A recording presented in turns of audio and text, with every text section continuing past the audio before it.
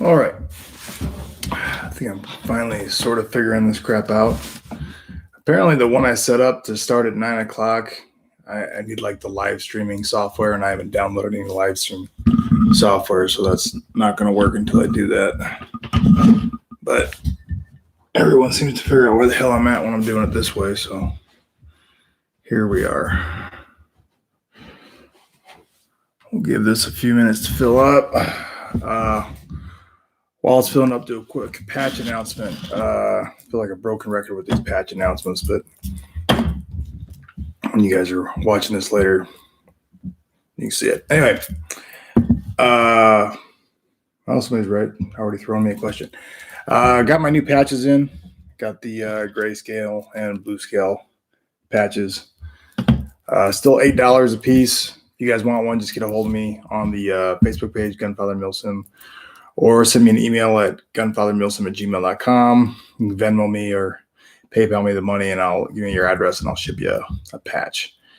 If you're wondering, I make like $1 or less than $1 per one of these. It's not even really worth the trouble to go to the post office, but I'm doing it because I like to spread the channel, obviously. Maybe I'll get one of those at-home postal office label maker things, and that would probably make it more efficient. But the reason they cost so damn much to ship these things is because I made them of PVC, so they're kind of like a little thicker.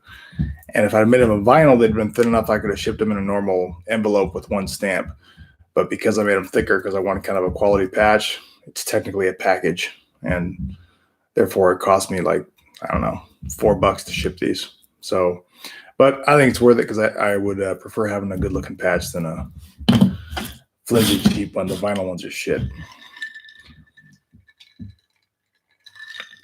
So, welcome to Gunfather Milsim live Q&A.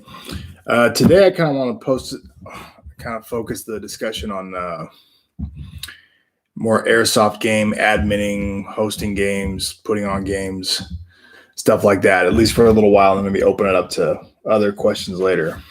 Why am I talking about hosting games? I think that's pretty simple because if nobody's hosting games, we don't have a sport. You can only do so much, buying guns and shoot them in your backyard. Honestly, if no one hosts games for other people to attend, there is no airsoft, there is no sport, and there is no community.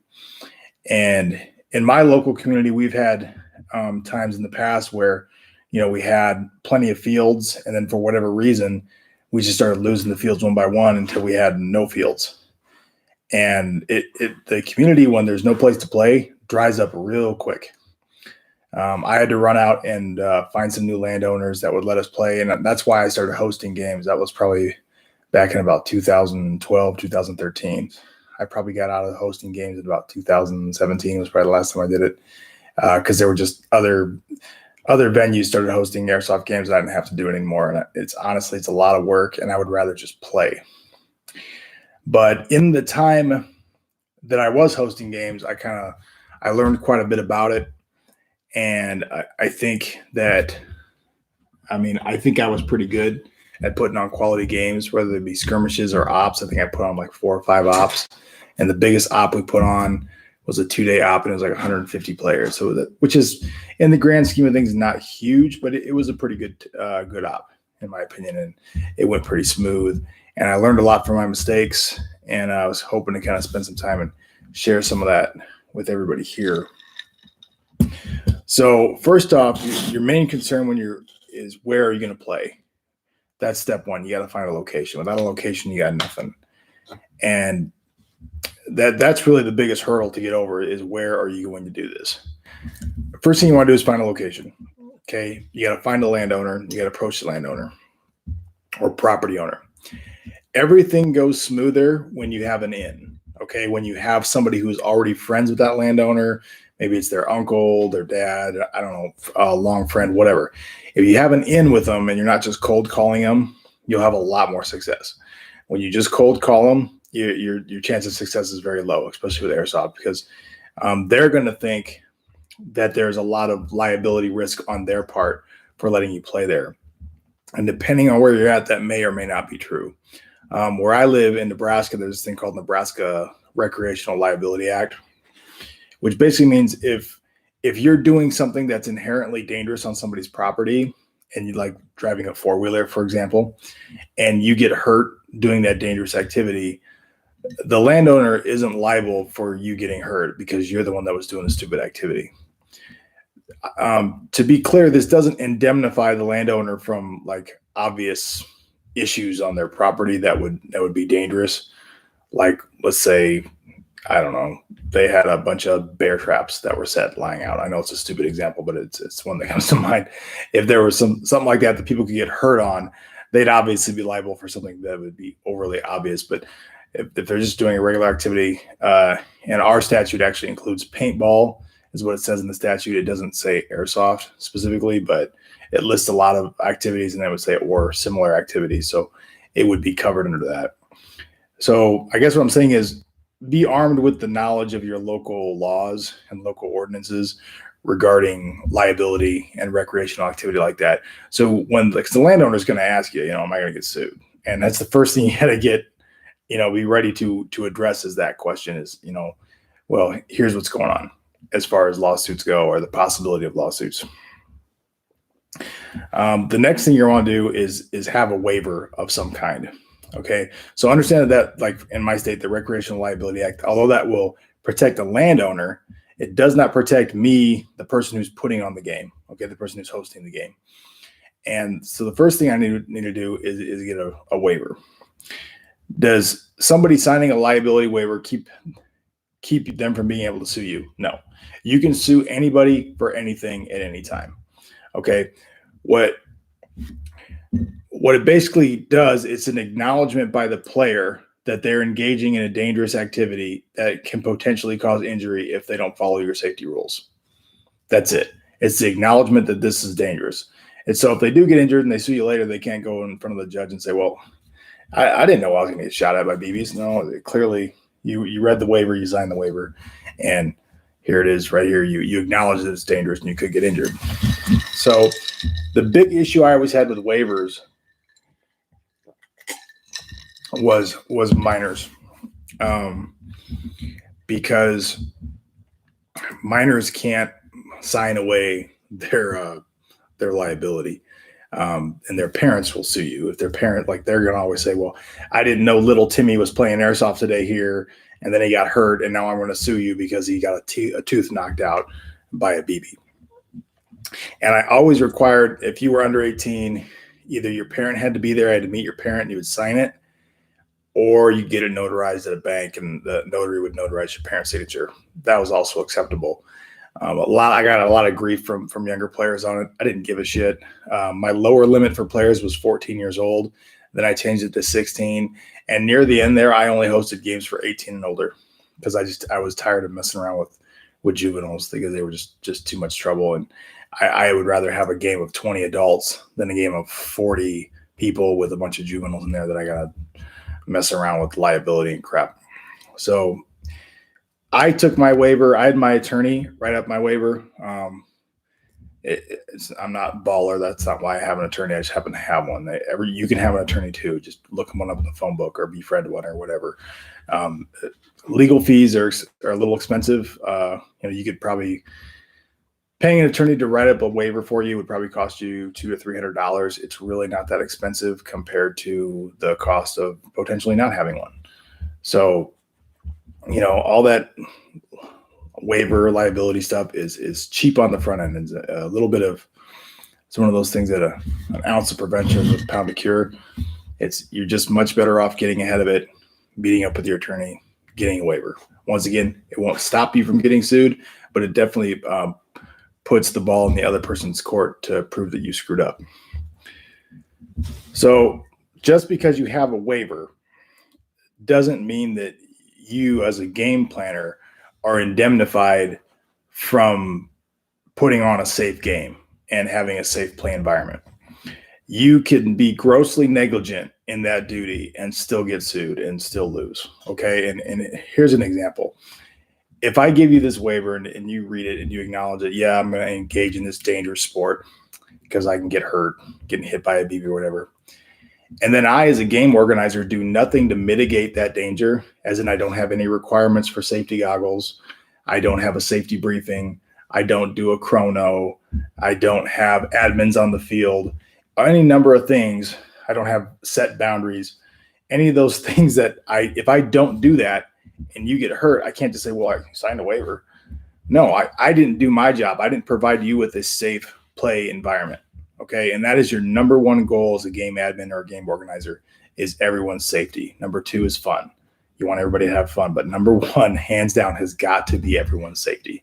It's got to be. Okay. So here's the one. That's the main issue I see a lot of young game organizers, is they just want to have fun and play airsoft with their friends. And I totally get that. But the issue they run into is they just get lax on all the safety rules. They have an ineffective or just short safety brief or no safety brief.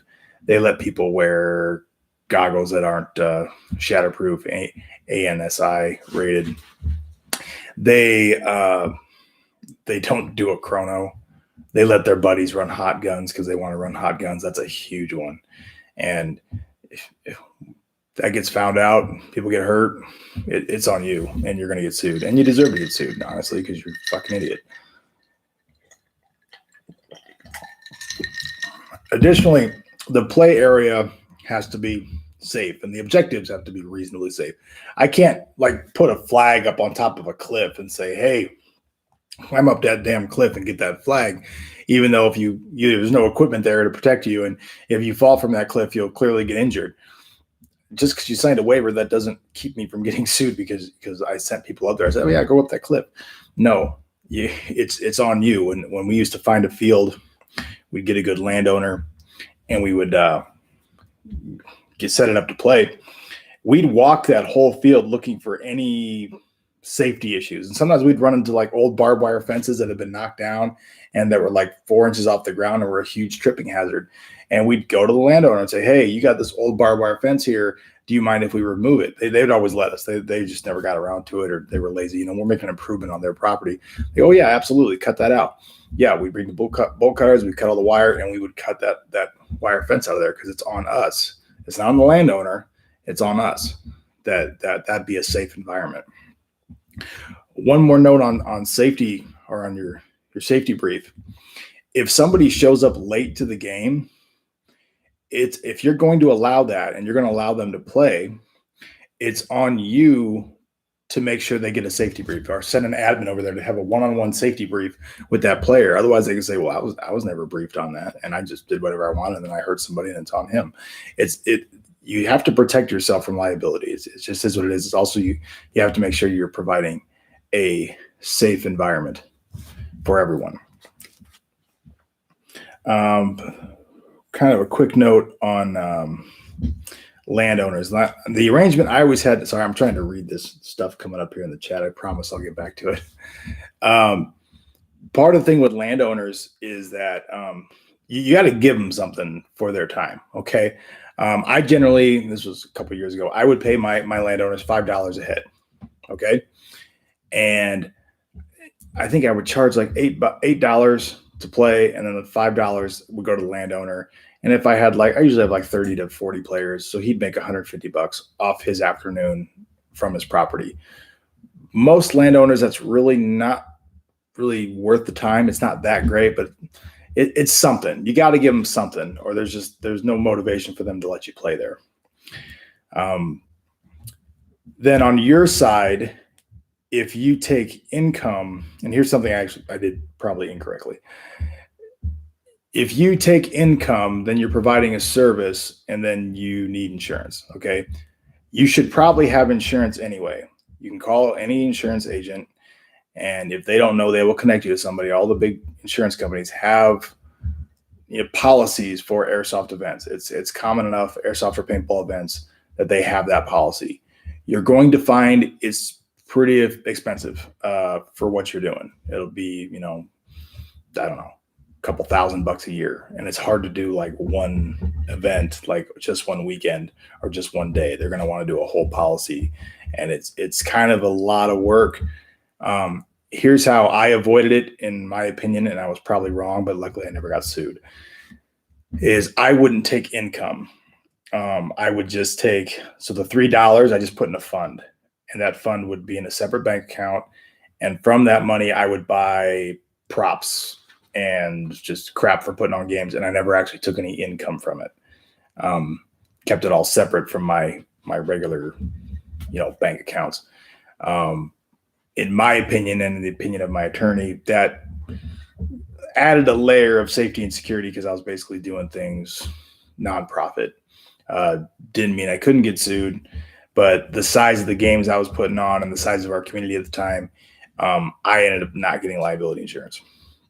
In retrospect, probably should have, but if I'd done that, we wouldn't have been playing. So it is what it is. A way around the liability insurance is to find a paintball field or some other place that already has insurance. I remember there was a kind of like a Christian camp, and they had a very sizable liability policy that we would operate under their liability policy when we played Airsoft on their property. And that all worked out copacetic for everybody. That was the big 150 person op I put on. That was underneath that policy. And I wanted insurance on that one because it was just the biggest event I'd ever did. And it was just a lot of liabilities. It's not like a 30 person game playing in a little forest. The other thing is when you host a game, you have to have a sign-in sheet. Okay. Why? Because you got to know who's there. You got to know that they've signed a waiver, and you got to know what they paid.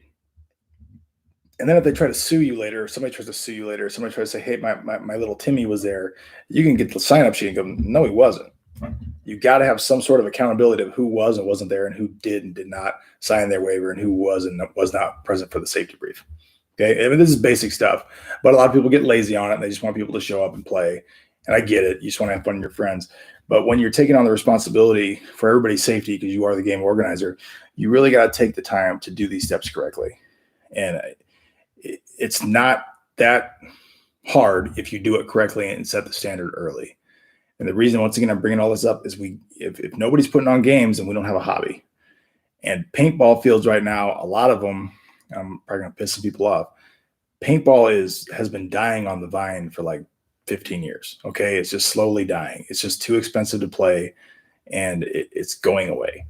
Airsoft is just kind of hanging on, was big growing, and it got to 2012, kind of peaked, went down, and now it's just kind of hanging on, just kind of steady, which is fine.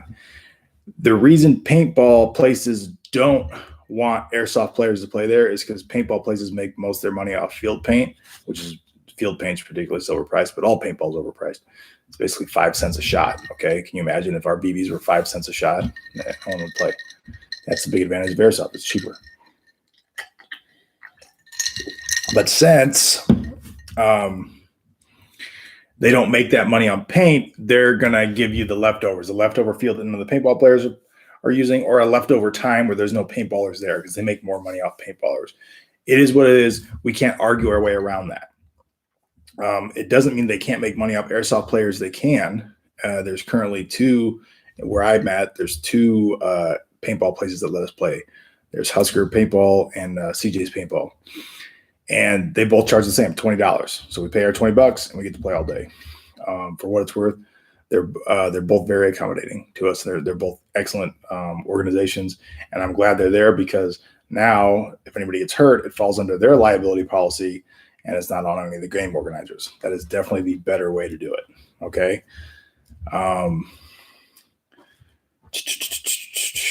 Game mechanics. Just a quick note on game mechanics. Game mechanics matter. Okay, they mean things. I played a game the other day at a paintball field. I'm not going to say which one. And we had a ref, and he's paintball ref because they started using the paintball refs for reffing Airsoft, which is fine. And he set up a game that didn't really work. It's like, oh, here's this flag. I'm going to hide this flag in the field somewhere in the center, and you have to get the flag to the other side's base, the other team's base. And I said, okay, where's the respawn? He goes, their base. And I was like, how are you going to get a flag to a base when people are respawning at it? It's essentially uncapturable. And that's just lazy game organization. That's just lazy game adminning. It is. And it's a very common problem because people just, there's your base, respawn at the base. They don't think about, well, how does that actually play out? And it's common sense. You're not going to be able to capture that if people can automatically respawn there. It's fucking stupid. But all it takes for them to do is put a point, halfway between the midpoint and that base, and put a flag there and go, okay, take the flag you find and put it there, and you plant it there and you win. That's all it takes. But people are lazy and they don't think about that.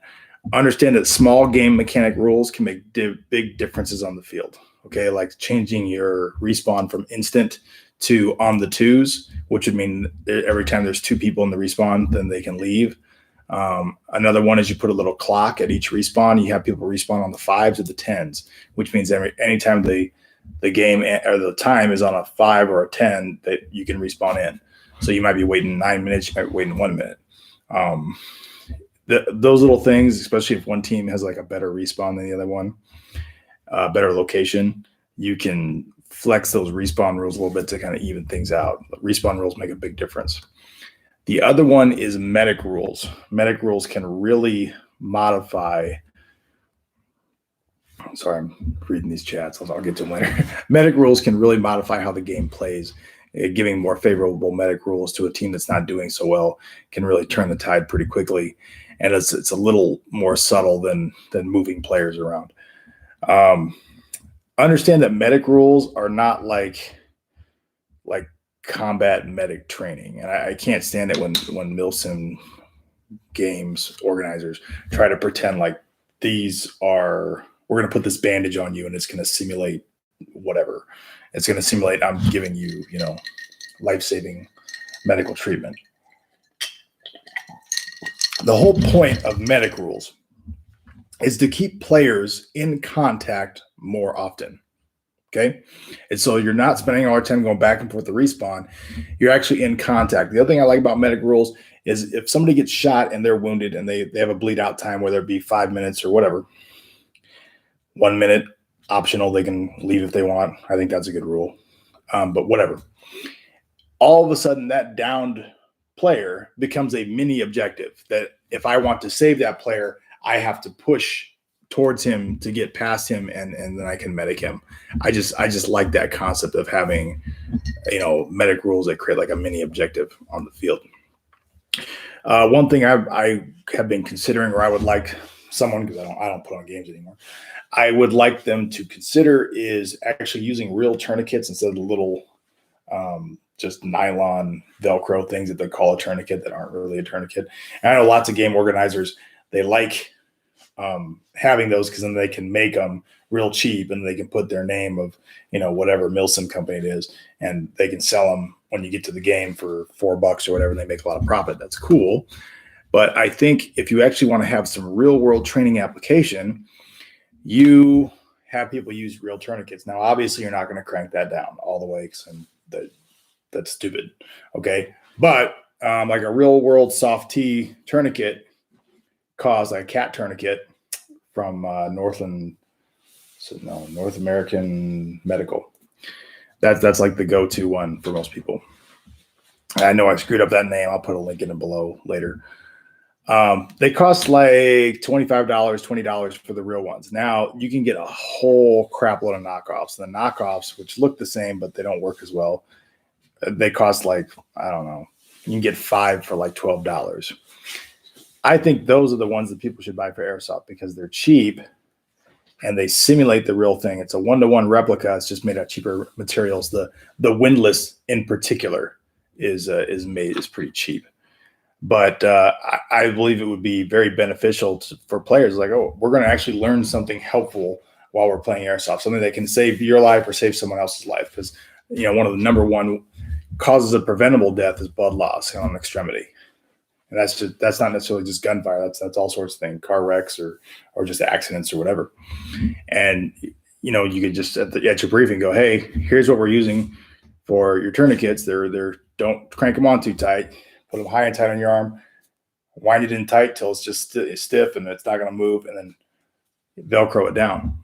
And I think you're actually learning something good that's applicable to real life, and 2, it's a little more complicated than just putting the Velcro ones on that people have been using. I like that idea. It's my personal thing that I would like to do. It's in my opinion, learning how to properly apply a tourniquet should be as common as CPR and the Heimlich maneuver. Those are things that every kid should learn in grade school, high school, whatever. I've been training CPR and the Heimlich maneuver my whole career as a law enforcement officer. And to date, I have used the Heimlich maneuver 4 times, and none of them was on duty. They were all off duty when I was just, out and about doing stuff. Twice was on kids that I am confident. I know for a fact they would have died had I not been there. It's not because I'm a freaking hero or anything. It's just that when you use a Heimlich maneuver on a kid who's choking on a grape, it's absolutely terrifying. And the other 2 times were on adults, and everybody survived, and it works great. But I think the same should go for tourniquet use. And I think it'd be great for Airsoft to use that as their medic rule. Finally, last thing I want to talk about before I open up to the chat here is it is Memorial Day weekend. Those who don't know, I'm a big fan of the Murph workout. I do it every Memorial Day, give or take a day. I'm probably going to try to do it tomorrow. It's to commemorate Mike Murphy, who Navy SEAL. He was, and I'm going to screw this all up, but if you watch the movie Lone Survivor, Mark Murphy's I believe he's a lieutenant that was in charge of that unit that got overrun. He was a big fitness guy, and the workout is to commemorate him. So it's you do a 1 mile run, 100 pull-ups, 200 push-ups, 300 air squats, and a 1 mile run while wearing a 20-pound vest. You don't have to wear the 20-pound vest. Lots of people do it without the vest. I don't care how long it takes you to do it. It's just a great workout, and I'm a big fan of it. I did it last year with the vest on. I think I posted my best time of something like 36 minutes. This year, I'm probably going to be a little slower than that.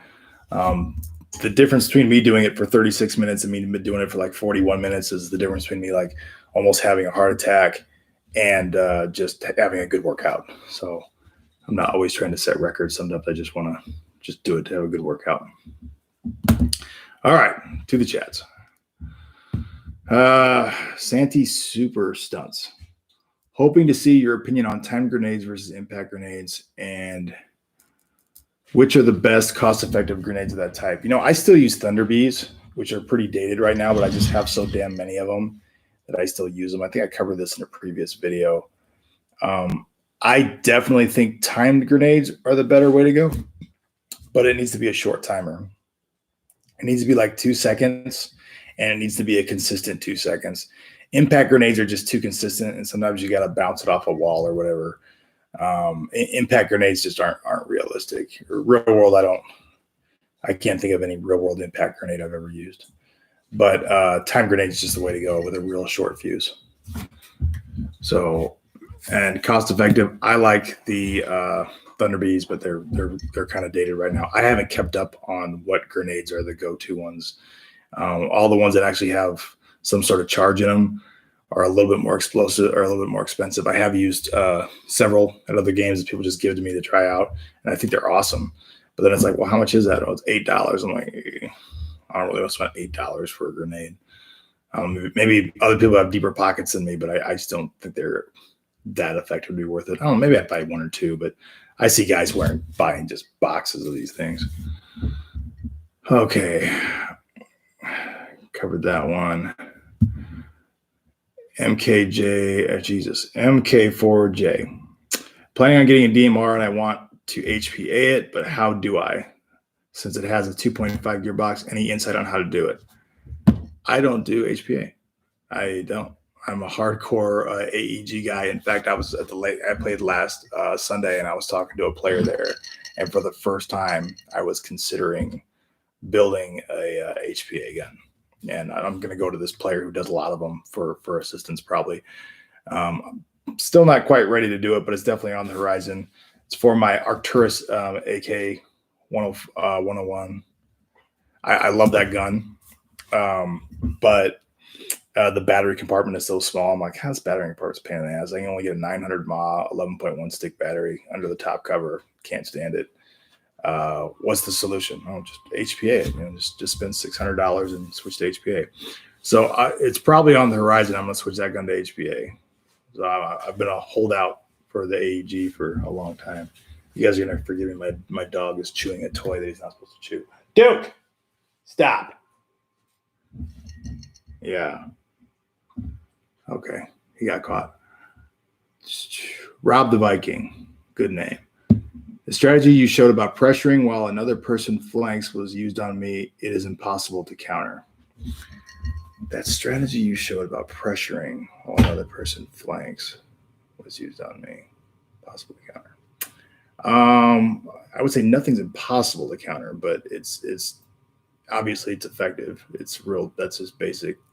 One guy suppresses while the other guy flanks. But when you're in a situation like that, a lot of times the best thing you can do is try to safely retreat straight back. Try to outshoot the guy who's shooting at you, the guy who's suppressing you, and then fall back. So falling back tends to, if two guys are flanking you and you fall back, it puts them in a more narrow angle, if that makes sense, because you're pulling farther away from them. Never underestimate. Sometimes you just gotta bravely run away, retreat. I do tactical retreats all the time. Sometimes you just gotta run away. Phone's blowing up. Adesia, and I apologize if I'm saying your name wrong. I was curious about if there's a standard CQB education curriculum. Can you tell us how you teach? There are a lot of different CQB methods out there. The more traditional one is stack and flow. I am a proponent of high threat CQB, which is also called threshold assaults. And then there's in between those two, there's what they call hybrid. And hybrid is based on you're gonna stack and flow, or you're going to threshold assault based on the threats that you are encountering and the mission at hand. In my opinion, the only time you would stack and flow is on a hostage rescue, and those are extremely rare. And basically because there's an innocent life in the room that raises the level that you're willing to give up your safety in exchange for that person's life. In my career, I've only been involved in 2 hostage rescue operations. They're extremely rare, both of which were successful, thank God. They're extremely rare. So for the most part, I'm a threshold assault guy 99% of the time because hostage rescue is just so incredibly rare. Sandy Super Stunts. Question about safety. Let's say someone is running a gas blowback rifle and they chrono at 420 FPS and the limit is 400. So that hypothetically person lets out some gas to lower the FPS, but the game starts, they refill it. No, you're done. I'm not going to let that person play on my field. If you're hot, you're hot.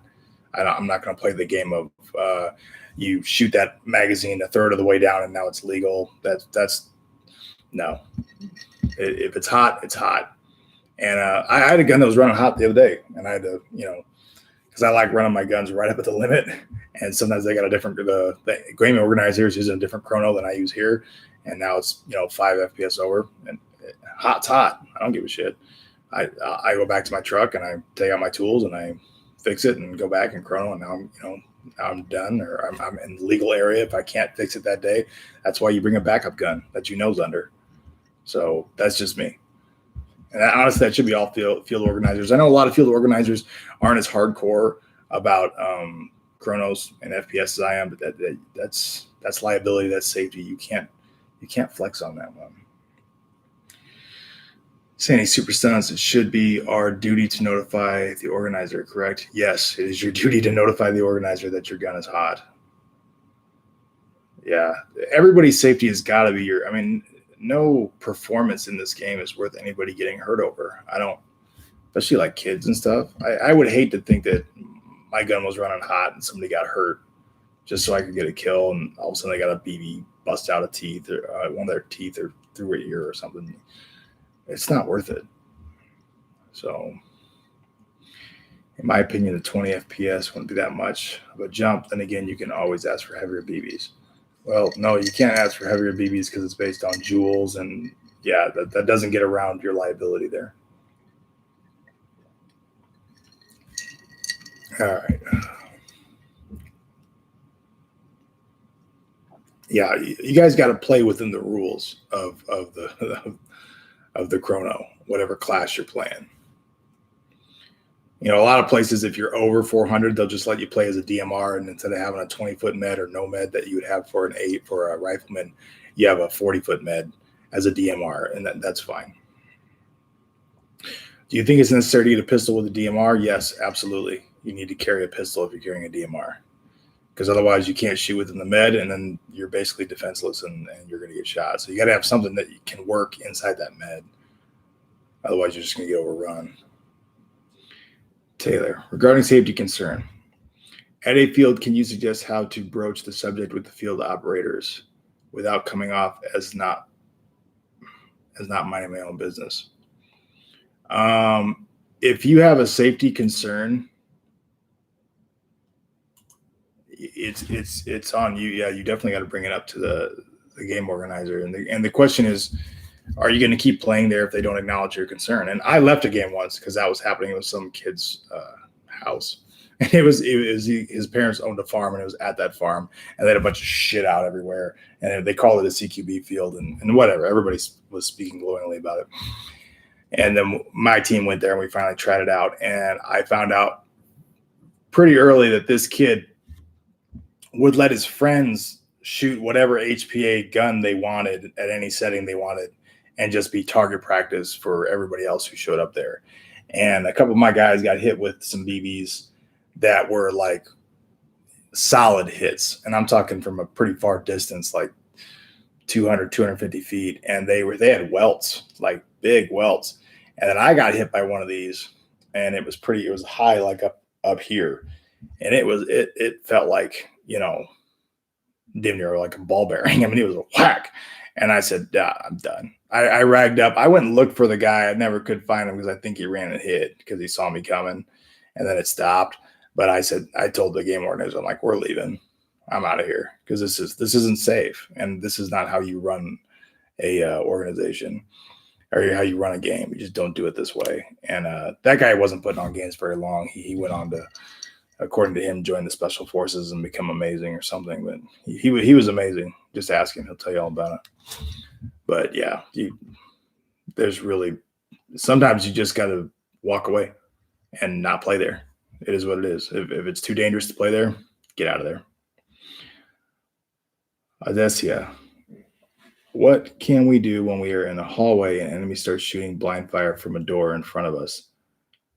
Like only exposing gun. Well, blind fire, I don't know of a single place that allows blind fire. You can't allow blind fire. Blind fire, the reason you can't allow blind fire is because you don't know if somebody advances and you're shooting them at like 5 feet, violating the med. Does that mean it doesn't happen? No, it does happen. When I see blind fire, I have found in my experience, if I say no blind fire and just yell it up to the person, that immediately corrects the problem. I've never had that not correct the problem. And honestly, blind fire is just not effective. It's just not all you're doing is giving away your position and not really getting anything done. So as far as how you would address it, grenade's a great option. Throwing it down that hall. I don't know. I would rather advance down a hall with somebody blind firing than somebody actually using cover and getting behind their sights and not giving up much and seeing what they were shooting at. I would think it'd be easier to get down a hall if somebody's blind firing. I'd wait for a reload and then try to advance on it, or just suppress the hell out of it. You shoot the gun, they're going to stop blind firing.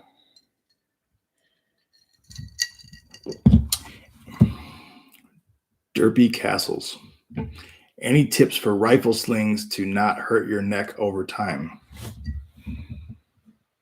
Yeah.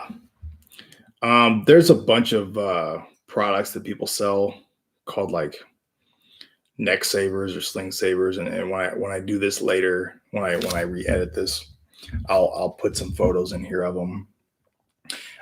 Basically, it's like a little hook, like a little plastic hook that sits on your shoulder of your plate carrier. It hooks into the band that goes over the top on your shoulder. And those, I've used those in the past, and I've had decent luck with them. I don't use them now because I just got over it, but they do work. Those sling guards that protect your neck do work pretty well. I've seen other guys kind of hook in their sling like right here in their shoulders, and it's like a short Y sling, and that's all in the front. I don't really like those. But that's an option. It does keep it off your neck. I've seen other people do kind of a similar thing, but they wrap the sling through the molly on the back of their plate carrier on the top, and then they just have the 2 points come over the top, and then they just attach it here, so it pulls on the molly of your upper back instead of pulling on your neck. All those are viable options. Or you can just, deal with it. I just deal with it because most of the time I'm not like, my sling doesn't rest on my neck. Most of the time I'm holding the weight of the weapon. The only time my sling is actually doing its job is when I'm transitioning or maybe climbing over something like a fence or something, and then I have to have that sling do its job. But most of the time the sling isn't doing its job.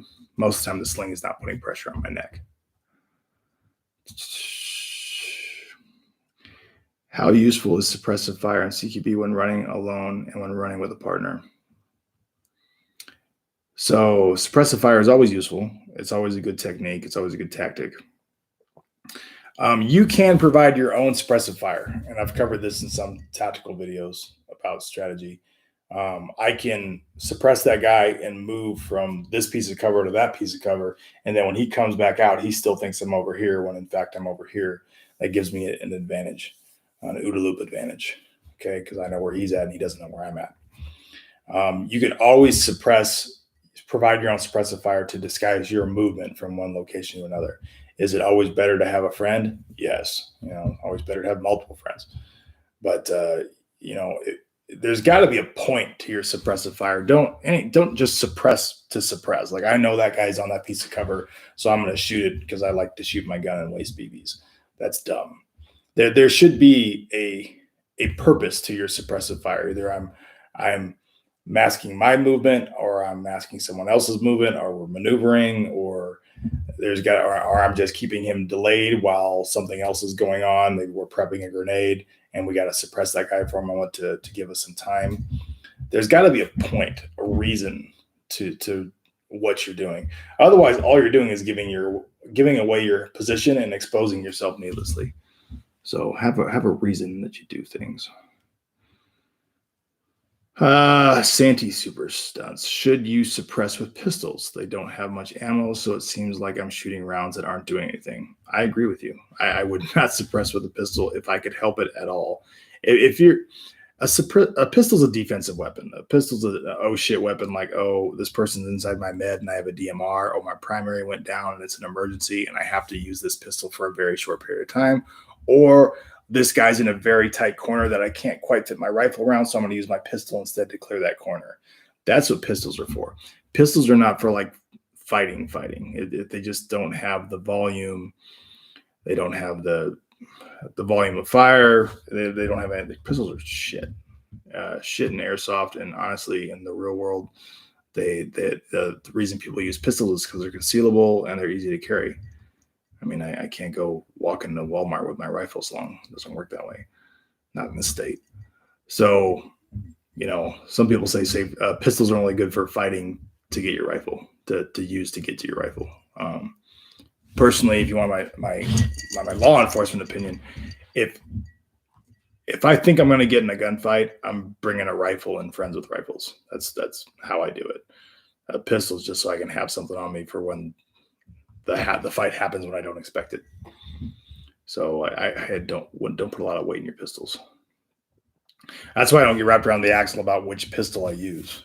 This new pistol came out, and let's upgrade my pistol a lot. Why? I never use it, and an upgraded pistol is only going to be marginally better than a not upgraded pistol, and it's still going to be shitty compared to a rifle. Okay, Tyler. My safety concern was that the field I was at in chrono, and they don't post rules anywhere. They do a great safety brief, though. Okay, do a great safety brief, but if you don't chrono, you don't know what you're getting shot with. And something tells me they're friends who are probably using HPA, because not all cheaters use HPA, but not all HPA users are cheaters, but all cheaters use HPA. I'm a big fan of that. A lot of people use HPA just because they can crank it up and they can fuck with the dwell time, and they can just really get that joules and that muzzle velocity way up there, and because it gives them an advantage and they don't care about hurting people. It's selfish and it's petty. I would say play better. I would be really skeptical of any place that doesn't have, if you don't have a chrono. I mean, what are you doing? I get it if everybody's friends and I chronoed that gun 3 games ago and it's the same gun and I know that guy and I trust that player and he's got the same twist tie on his gun that he had from 3 games ago. And so we're not going to chrono it again. I get it. Especially when you got 30 players, you don't want to run 30 people through the chrono every game. Trust me, I get it. But first game of the season, everybody's got a chrono. New players, they got a chrono. And then, a couple times in the season, spot check 5 guys and chrono all of them. You got to keep on that chrono stuff. Otherwise, people are going to sneak in and cheat because people want the advantage. Derpy Castles. Are you still doing gameplay critiques? Love that series, and you even covered my local field. I would love to do gameplay critiques. Send me some gameplay. I got a couple guys who have emailed me and say, hey, I'm working on getting some good gameplay footage for you. They were having some camera issues or there just wasn't any games locally. So I do have guys who are trying to send me video. I've had a couple of the videos that just weren't that good or just weren't worth. I mean, if you send me a 45-second video, how am I going to talk about that for more than 2 minutes? I mean, there's just not that much there. So I prefer unedited videos. Some people are sending me heavily edited videos that are kind of, the best thing they did that day, which, okay, well, that not much I can do with that. So yes, I do want to continue doing that series. I just haven't had a lot of stuff in lately. So MK4J, it's probably J, MK4J. Best way to sling a DMR since I own a AK-74U and the sling I use probably won't work on a DMR. I was thinking in a 3-point sling, but I don't know. 3 points suck. Sling points, 3-point sling. Sorry, not sling points suck. 3 points suck. 3-point slings are good if you're standing in front of, let's say, a garrison or something, and you're in the military and you have to stand there for 8 hours with your weapon. That's what 3 points are made for. 3 points are not made for fighting. I would recommend what you're asking me there is that you do a 2-point sling and a 2-point adjustable sling. A mag pull is what I would do. And I'm trying to think if I have one handy in my my vault over here that I can just grab and show you real quick. But I generally use 1 points when I play airsoft. On a long gun like a DMR, I might do a 2-point, but I generally just use 1 points in airsoft.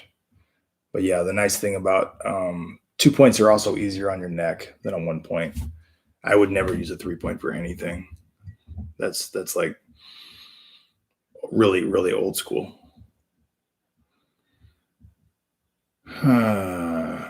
Is it really hard to find a good place to play without people having problems? Thomas Robinson. I don't know what problems are referring to, like airsoft drama or like people getting pissed off or people getting buttered. I mean, there's bad people everywhere and bad people in every sport. I have seen that some communities are more toxic than others.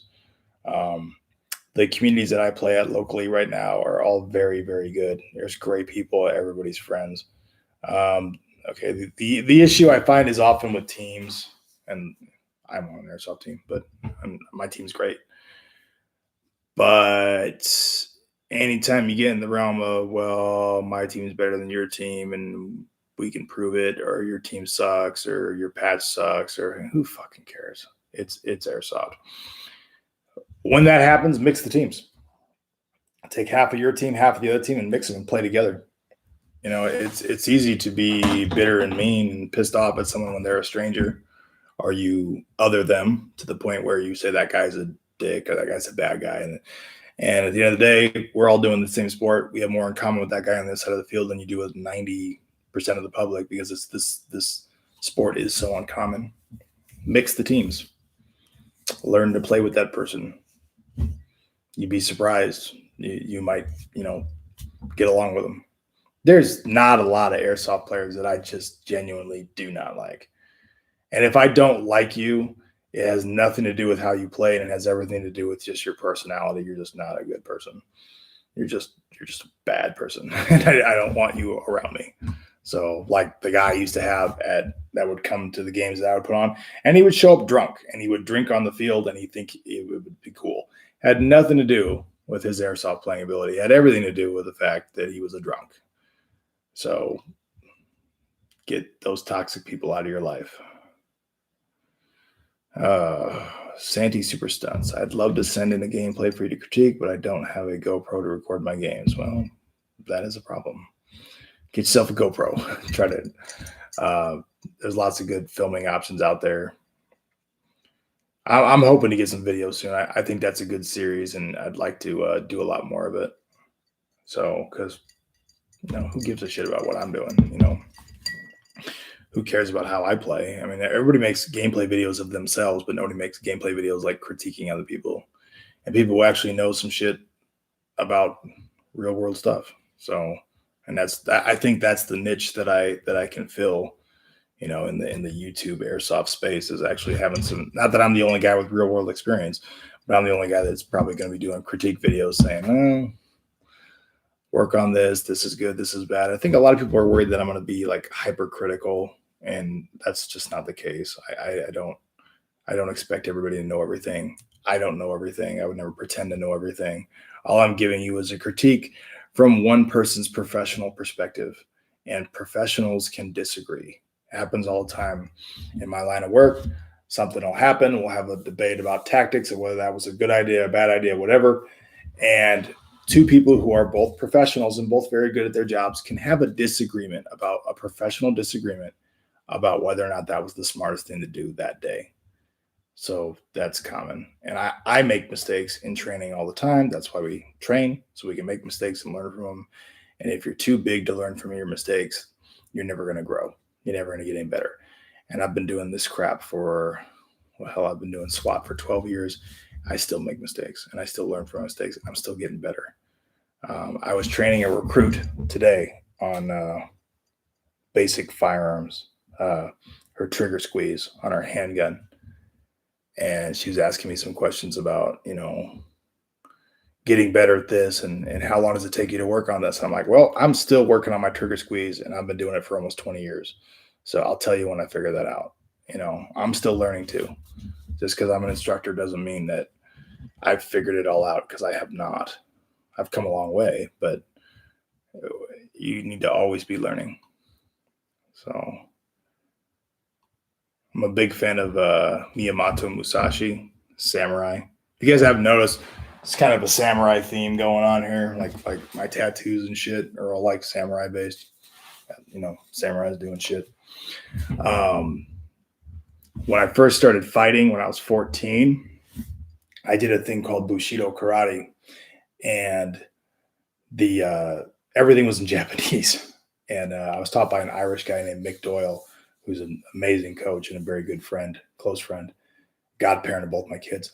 But he learned from basically Japanese school, and so they did everything in Japanese, and it was all Bushido karate. Bushido's samurai code and all this, and that kind of stuck with me at the young age of 14 when I started learning. And it was a hard karate style. It was like bare knuckle karate, like what they do at the Sabaki and the Shidokan. Those are bare knuckle karate tournaments. And so that was my introduction to the whole warrior lifestyle, warrior ethos, was this Bushido karate, which was heavily based in Japanese culture and, that stuff. And it kind of stuck with me, obviously, because, I got samurai on my goddamn patch and covered in samurai tattoos. So where the hell was I going with that? Oh, Miyamoto Musashi. So that Miyamoto Musashi was a really, famous Japanese samurai. And he wrote a book called The Book of Five Rings. Look it up. It's pretty short. You can read it in one setting. It's real short. He's a fascinating guy, Musashi, and a really interesting life. But he had this saying that I used to know in Japanese, and I don't anymore, is everything in the world outside of myself is my teacher. And I'm a firm believer in that. Everything outside of yourself is your teacher. You never stop learning. We're always a work in progress. Now that I got that aside out of the way. If you go to open play games, what is your favorite game mode? One guy from Ukraine. I have a game mode I call 3 flag attack and defend, or 4 flag, whatever you want to do. And that is my favorite. And basically you have an attacking side that has unlimited lives. I'm sorry, you have a defense. Yeah, the attacking side has unlimited lives. The defending side has 3 lives. And there'll be 3 points linearly or whatever down the field. And obviously the attacking team's job is to attack and capture those points, all 3 points. And it's for time. Okay. And because the attackers have unlimited lives and the defenders only have 3 lives, sooner or later the attackers will win. It's inevitable. But it's just based on how fast do they do it. The reason I like it is, one, the attackers, you will get a win. The attackers will win, because I don't like airsoft games where one side, because the teams are imbalanced and one side just gets their ass kicked all day. That doesn't make for people. People don't return to play again when they get their ass kicked all day. The other reason I like it is it uses the entire field. A lot of, I'm sure people play team deathmatch. You'll notice that there's choke points on the field, and then the whole fight, the whole day is at those choke points, and nobody ever moves. When you do a 3 flag attack defend, then you're using the entire field. And I usually tell the defenders, you can, every time you die, move back to the next flag or the area around the next flag, or linear online with that next flag. So we use the whole field. They don't have to, but that's what I recommend, so they get a nice even gameplay throughout. That is my personal favorite game mode, because it does use all the field. And then you just flip it. When you're done, you keep track of how long it took the one team to finish it. You flip it and see how fast the other team can do the same objectives. So when it comes to live combat, can Airsoft translate training with toy guns to live combat skills when deployed, whether military or law enforcement? That's a big question. I think I've done some videos on that in the past. Short version, no. And I mean, live combat, what does one consider combat? I don't think I've ever been in combat. I've been around a lot of gunfire, but in my opinion, combat's like an extended engagement between 2 forces, and it's over a long period of time. In law enforcement, it's always so short. It's fast, seconds, microseconds is how fast these kind of things last. Can airsoft training with toy guns to live combat, can it translate? Yes, it can. Yes, it can. Absolutely. Anytime. My short answer is no. My long answer is yes, it can, when done correctly. Anytime you're shooting projectiles at each other that cause pain, there is a training value there. Okay. Because the pain that it causes makes you not want to get hit. So you use cover well. If nothing else, you're learning how to use cover. Anytime you're shooting projectiles at each other, you're going to learn how to use OODA loops and suppressive fire and any number of skills. There's value in all of that. The problem is it prepares you for the real thing? Can it? Yes. Can you learn some real skills for the real thing that are going to help you survive? Yes. And succeed? Absolutely. But the bottom line is, at the end of the day, in airsoft or paintball or whatever you're playing, it's a game, and you're not going to die. And when the real bullets start flying, the only thing on your mind is really that, fuck, I don't want to die. Yes, the training takes over, and usually everything happens so fast, and you don't realize the danger when you're in it. And afterwards, you're like, well, that was really dangerous. But that's not a small thing. The fear of death is real, and it's very serious, and it does change everything. The stress of that changes everything. So yes, it can have a value, but you got to do it right, and it'll help. But it's still, when you're in the shit, you're not going to want to be there. Everybody wants the gunfight till they're in it. And it's kind of scary. I love playing medic the most, man. Derpy castles. I love playing medic the most, in my opinion. Cool. I like medics. I like having a good medic on your team. Good medic on your team is worth its weight in gold. Person who's actually willing to advance carefully, because once the medic gets shot, they're fucked. You're all fucked. And also a good medic who can actually acknowledge the fact that I can't get to that guy. And if I run out and get to that guy, I'm going to get hit, and I'm not good to anybody. You know, sometimes a good medic has to know that let's push everybody else up, and he'll grab someone and go, hey, I want to get to him. We need to push up. We need to move to that position to suppress there and push these guys off so I can go up and medic that guy.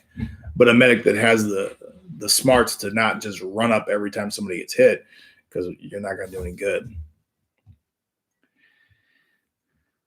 Have you talked before, MLZ player, have you talked before about attacking APCs, IFVs in scenario games? What is an IFV? Infantry fighting vehicle? Because I know an APC is an armored personnel carrier. No, I haven't.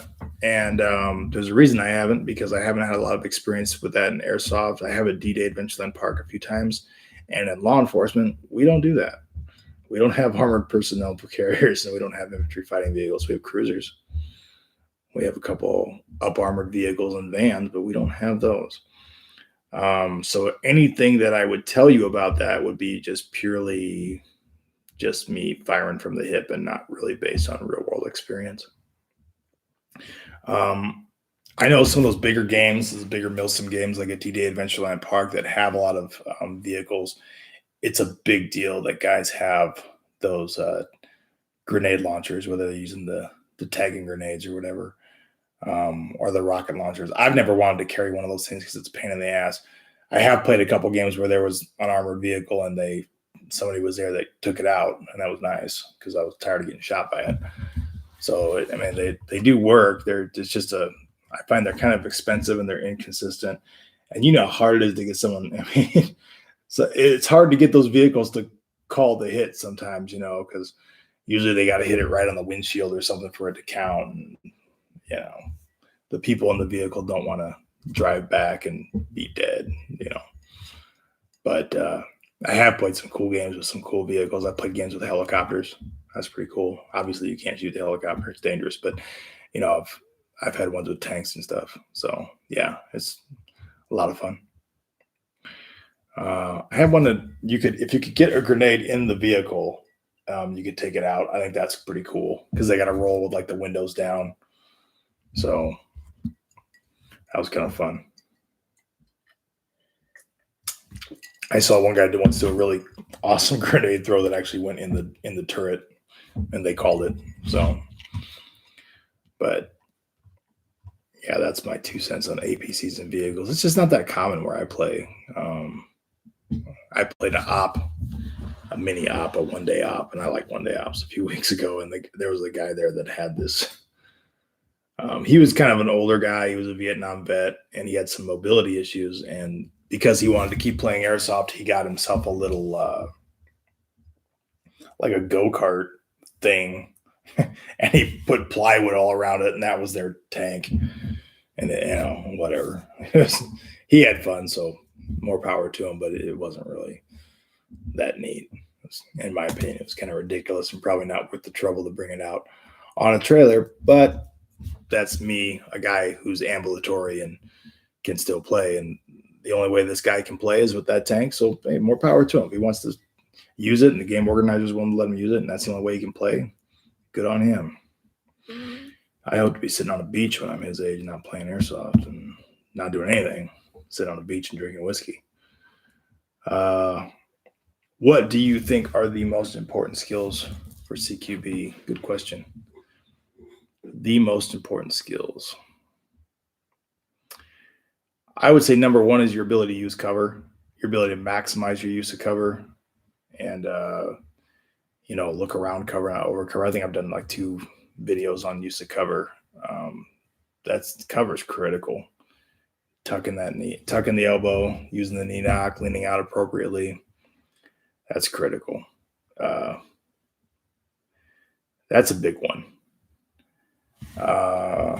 Other skills, I would say understanding OODA loops is really important, and that's the one that most people struggle with because it's kind of difficult.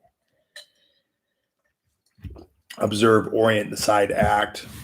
Or the short version is you always want to be surprising your opponent. You want them to not know where you're at.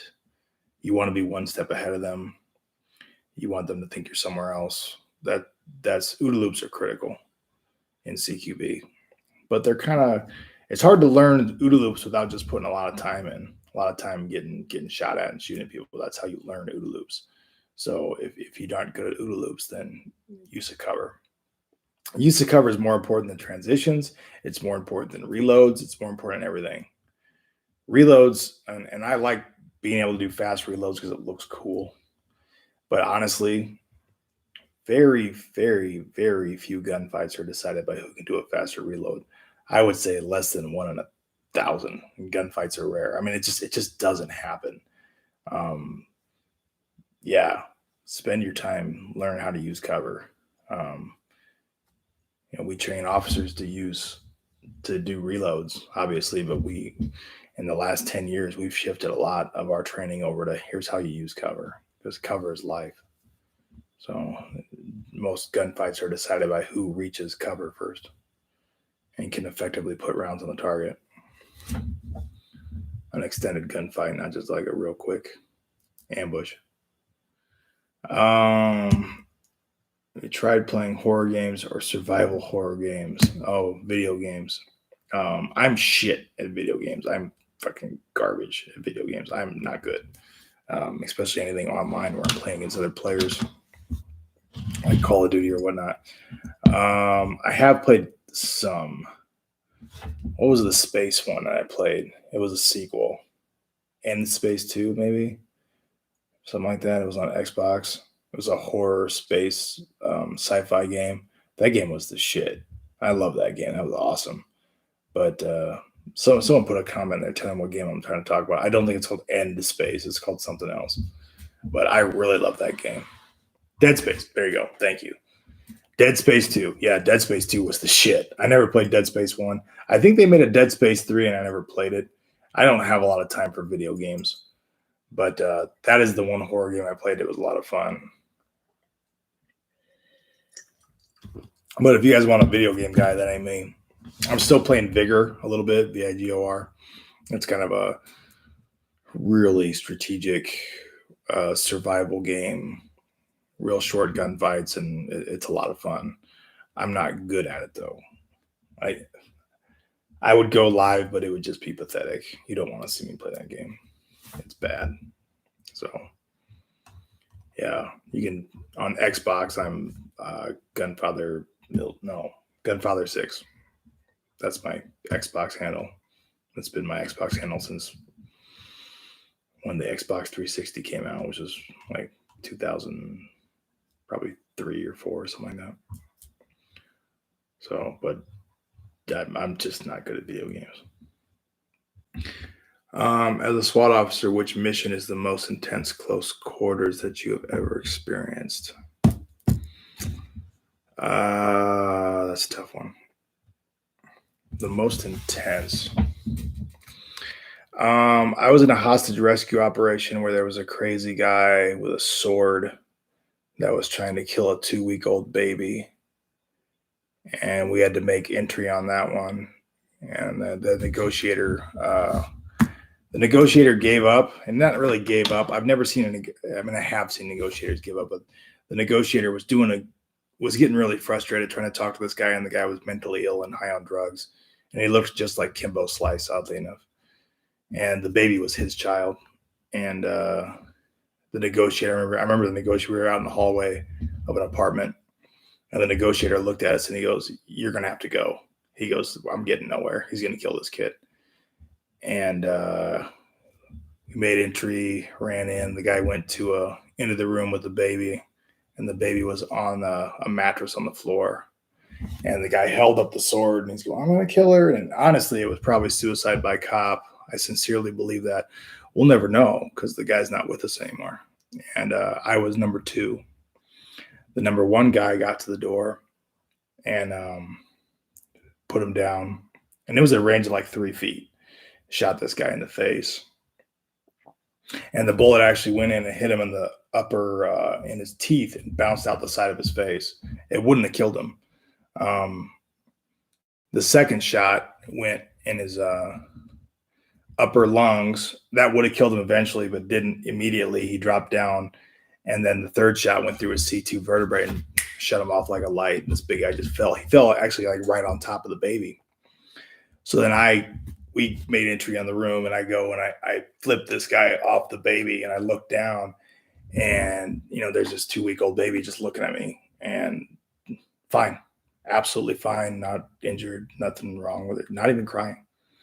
And I remember, snatching up that baby and handing it to another officer, and the officer running out the room with the baby, and then putting the guy in cuffs who really didn't have a head anymore, because that's what we do. And yeah, that was pretty intense. That was pretty lively. And I didn't have a shot, because if I would have shot, the muzzle blast off the front of my rifle would have taken away the hearing and probably damaged the face of the number one guy who did shoot. He did a great job, and we all got medals. God, there was another one. I've had a couple good ones. That was probably the most intense. That was a hostage rescue, which is like the creme de la creme of SWAT operations, is a hostage rescue. I've had ones where it was just a big dope house, and I generally am the first guy in, and the position I am is bunker one. That's the guy with the ballistic shield. It's bunker one. And in this particular house, it was in the winter, and it was really crowded, and no one was compliant. And I was, just smashing this guy with the shield, kicking this guy, hitting this guy, and I kept moving forward, because if you're the first guy with the bunker, if you're not moving forward, no one's moving forward. So if I just stuck in a doorway, no help is coming, because no one can get past me. And I just kept going and going and going, and I think I had to use force on 5 different people in this small little apartment.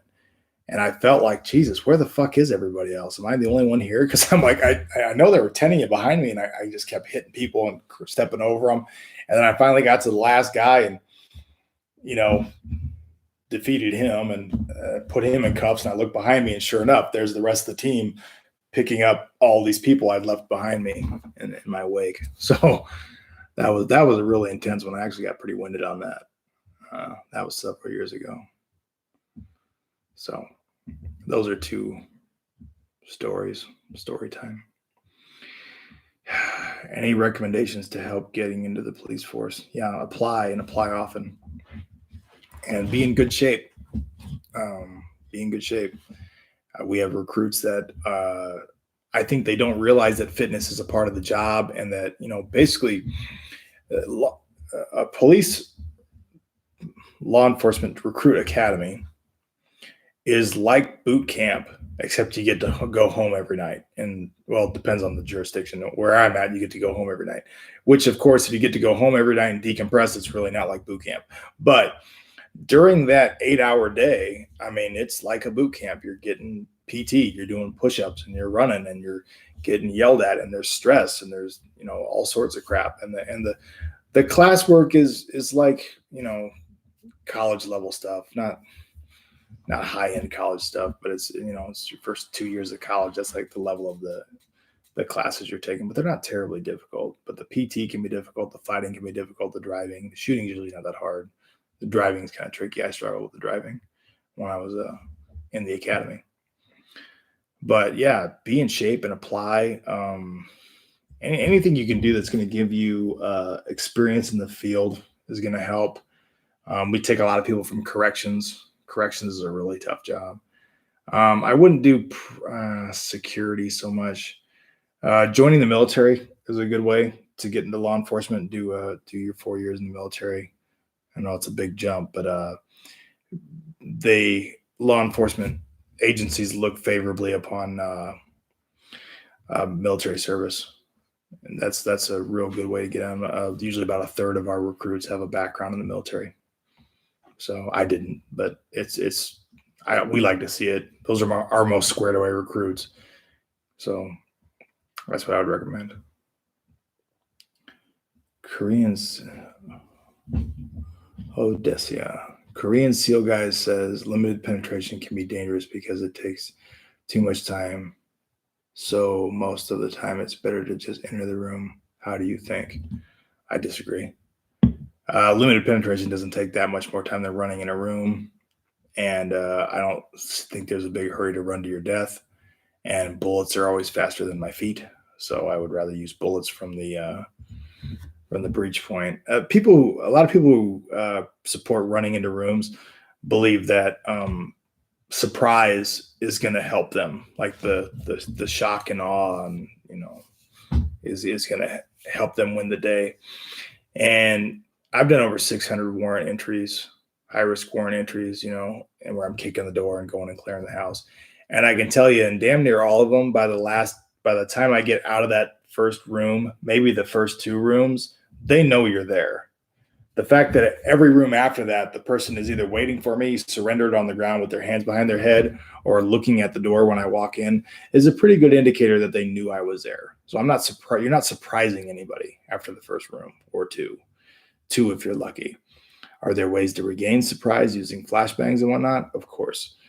But you can use a flashbang and still clear from the door. I can surprise somebody from a threshold assault just as easily as I can surprise somebody running in the room. You're giving up a lot when you run into rooms. It's very dangerous.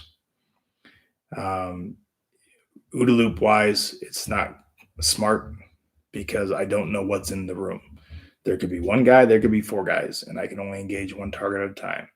Whereas if I'm using cover at the threshold and pieing the door, I can dictate how much of that room I have to deal with at a time. So I can deal with one threat at a time if I have to. And everybody's like, oh yeah, you can get shot through the wall. Yes.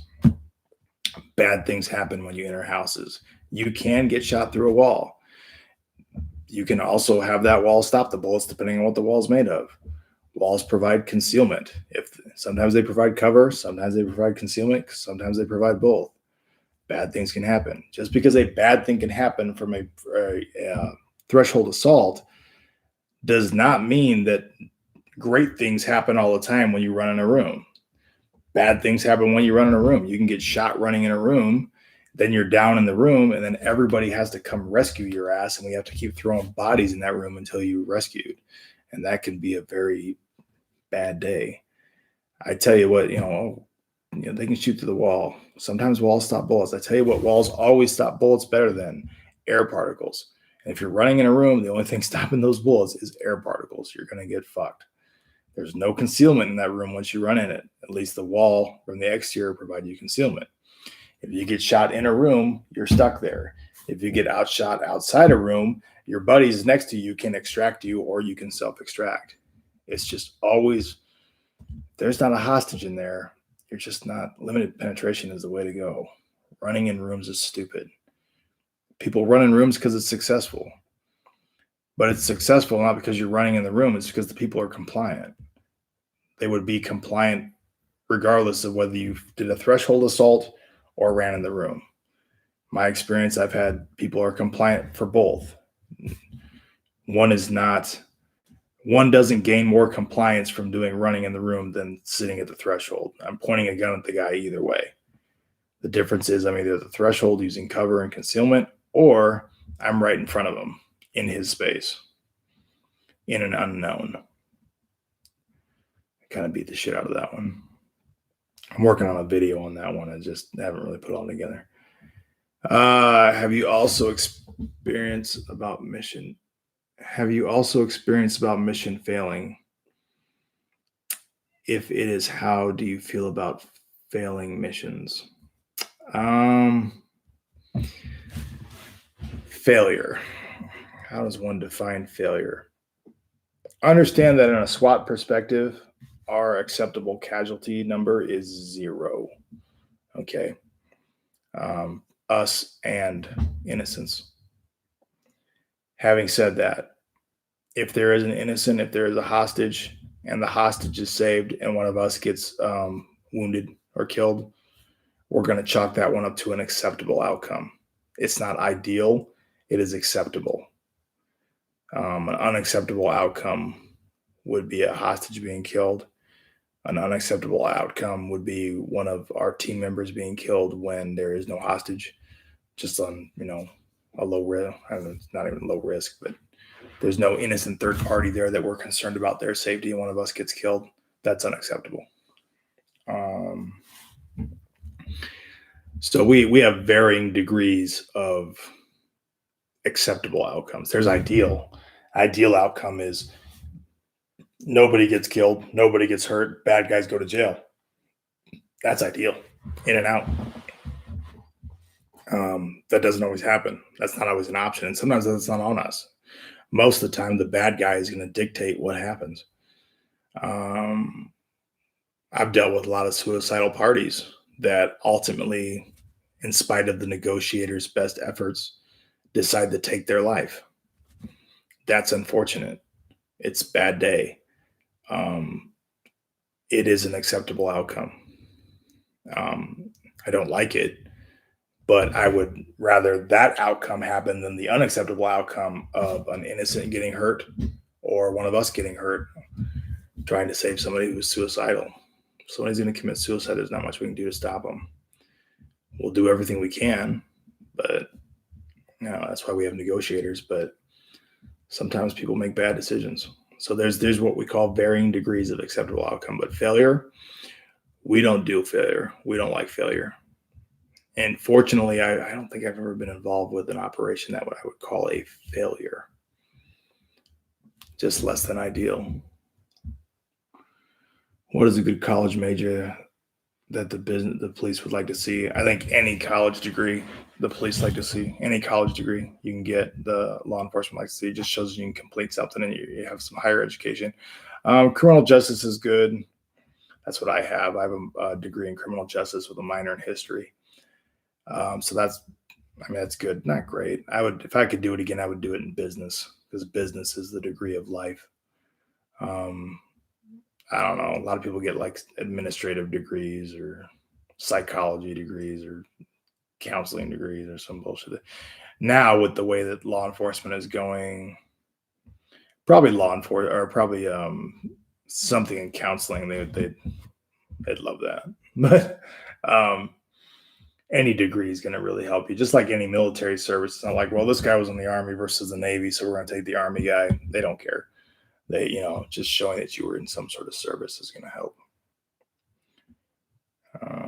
What is a good college major? Thank you for answers. No problem. Cheers. So if there's no other questions, we're about 1 hour and 26 minutes. Looking at calling it a night. Thank you, everybody, who jumped in the chat tonight. Got all the stuff talked about I want to talk about. Everybody have a good and happy, not that we celebrate Memorial Day, because Memorial Day is about remembering the fallen and veterans and people who have died fighting foreign wars and whatnot. So, that's the reason you got the day off, because other people went overseas and fought. I never went overseas and fought.